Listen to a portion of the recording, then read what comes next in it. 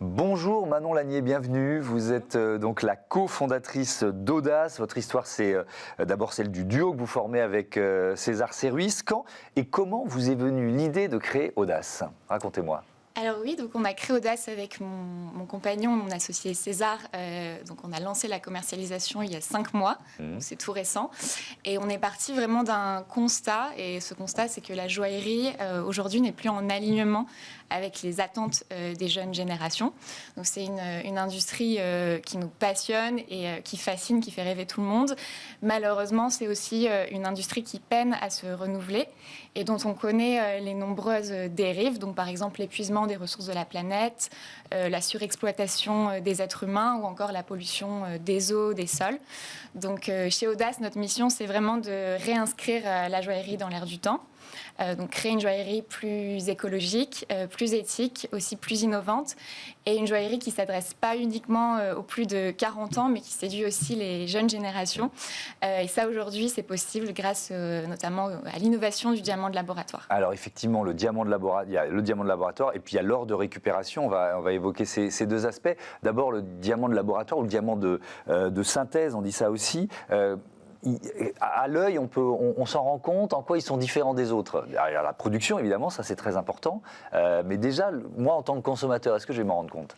Alors non, c'est ça qui est fascinant avec cette innovation, c'est qu'en fait, c'est un diamant, tout simplement. Donc, il possède exactement les mêmes propriétés physiques, chimiques et visuelles qu'un diamant de mine. Et un gémologue expert ne sait pas les différencier, donc que ce soit à l'œil nu, à la loupe ou au microscope.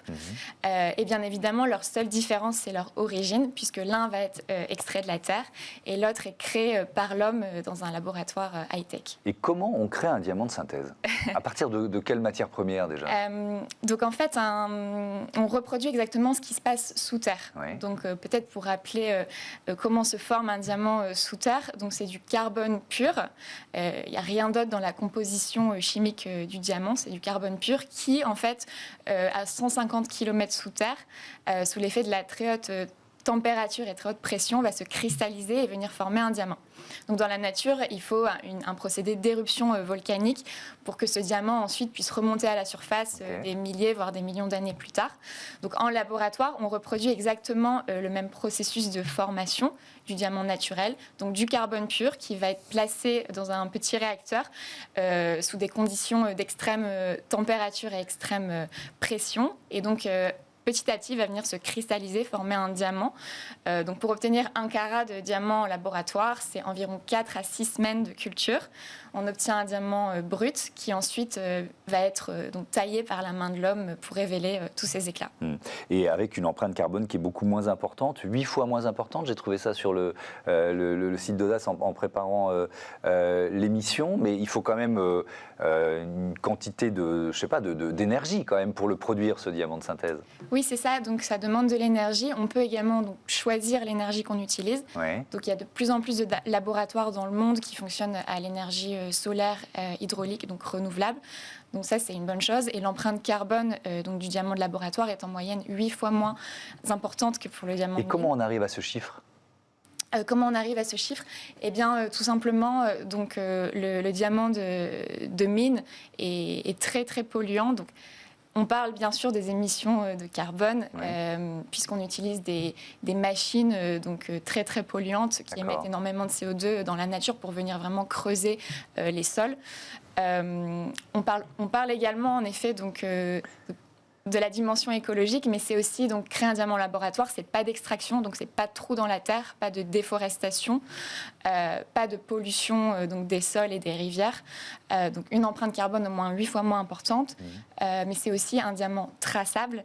Donc on sait exactement de quel laboratoire il provient, dans quelles conditions il a été créé, donc un diamant éthique.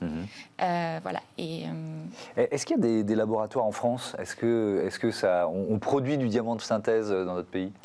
Oui, donc on a la chance d'avoir un laboratoire qui s'est implanté en 2019 en France, donc en région parisienne, qui s'appelle Diam Concept. Donc c'est encore très récent, donc les capacités de production sont assez limitées. Donc c'est pour ça qu'on diversifie, nous, nos partenariats. Il faut savoir qu'il y a très peu de laboratoires dans le monde aujourd'hui qui sont capables de créer des diamants en laboratoire de qualité joaillerie. Il y en a une quinzaine dans le monde et ils se situent principalement aux États-Unis, un petit peu en Asie également pour les diamants de très petite taille. Et donc, on a également Diam Concept en France depuis 2019. Oui, aux États-Unis, le marché, il est plus avancé, plus mature qu'en France, c'est ça? Oui, tout à fait. En fait, l'innovation du diamant de laboratoire est née aux États-Unis, donc il y a une quinzaine d'années. Là-bas, en seulement 15 ans, ça a déjà atteint plus de 10% de part de marché, donc ce qui est énorme puisque les États-Unis, c'est le plus gros marché de diamants au monde de loin. Et en effet, en France, donc c'est beaucoup plus récent. Disons qu'on a un petit train de retard, mais ça suit vraiment les tendances du marché mondial qui sont assez impressionnantes puisque ces 4 dernières années, on a enregistré une croissance de plus de 500%. Voilà, donc on est très optimiste, notamment avec l'arrivée de Diam Concept en France quant à l'avenir de ce diamant de laboratoire. Alors, il y a le diamant de laboratoire et il y a effectivement l'or. Donc là, on est dans de l'or recyclé. Comment vous le sourcez? Où vous le trouvez, en fait? Donc l'or qu'on utilise, en effet, provient d'anciens bijoux et composants électroniques. Donc il est récupéré par des sociétés spécialisées qui vont ensuite le fondre et le remodeler. Donc en effet, l'or se recycle à l'infini. Il y a également plus d'or aujourd'hui qui circule à la surface de la Terre qu'il n'y aurait d'or encore sous terre. Donc nous, naturellement, on a décidé de recycler plutôt qu'extraire. Voilà, donc aussi bien pour les diamants de laboratoire que pour notre or, on évite à tout prix l'extraction minière qui est une catastrophe écologique. Est-ce que la filière de l'or recyclé, elle est plus mature là aussi que celle du diamant de synthèse? Vous voyez ce que je veux dire? Là, c'était un peu plus facile de trouver des partenaires? Oui, oui, tout à fait. Il y a beaucoup de marques de joaillerie qui ont déjà passé le cap de l'or recyclé. C'est quelque chose de beaucoup plus courant que le diamant de laboratoire, plus simple aussi à mettre en place. C'est vrai que le diamant de laboratoire, ça nécessite des lourdes infrastructures, une technologie vraiment développée, beaucoup de temps et de patience, puisque c'est 4 à 6 semaines pour cultiver un carat de diamant en laboratoire. Donc ça reste encore assez rare aujourd'hui. Vous avez lancé Audace en avril dernier, c'est ça? Et vous n'êtes pas les premiers sur ce marché du diamant de synthèse et bijoux recyclés. Pourquoi vous lancez? Vous vous dites, de toute façon, c'est la tendance, quoi. C'est la demande des clients qui va de plus en plus aller vers là? Oui, voilà, on a vraiment remarqué qu'aujourd'hui, la joaillerie avait vraiment besoin de se renouveler et de séduire les jeunes générations.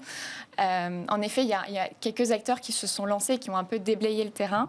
Il y a un réel enjeu aujourd'hui en France, c'est de démocratiser ce diamant de laboratoire, qui est encore très peu connu. Il y a beaucoup de désinformation et aussi d'a priori en ce qui concerne le diamant de laboratoire, notamment l'appellation en France, donc le diamant de synthèse. Donc la loi nous impose cette appellation qui pour nous est trompeuse et mène à confusion puisqu'il n'y a rien de synthétique au diamant de laboratoire et il a un seul corps, le carbone pur, tout comme le diamant de mine.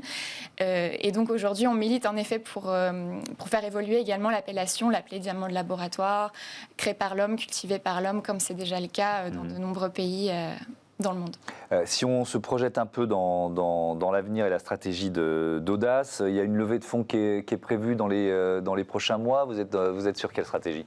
Oui, donc on souhaite, donc même si c'est tout jeune, tout récent, on souhaite vraiment accélérer notre développement, s'imposer comme un acteur sur le marché très rapidement. Et donc on a démarré une levée de fonds qui va nous permettre en effet donc, de développer déjà 2 axes, donc diversifier notre gamme. Aujourd'hui, on a une jolie collection de 17 pièces de joaillerie. On voudrait créer une gamme mariage, donc qui est déjà en cours de design. Également développer nos points de vente, puisqu'on souhaite ouvrir un showroom parisien donc en début d'année prochaine. Et développer également le B2B, donc grand magasin parisien, revendeurs agréés en France et à l'étranger. Pour l'instant, votre modèle de distribution, c'est du e-commerce uniquement? Oui, donc pour l'instant, tous nos bijoux sont disponibles à la vente sur notre site, donc notre boutique en ligne www.audace.co. Et on fonctionne également sur un système de production à la commande, puisque donc, tous nos bijoux sont fabriqués à la commande sur un délai de 4 à 6 semaines, ce qui nous permet aussi d'éviter le surstockage, les invendus, de produire strictement le nécessaire. Voilà. J'ai une question que j'ai oublié de vous poser. Vos ateliers, ils sont évidemment en France. Ils sont où? Oui, bien sûr.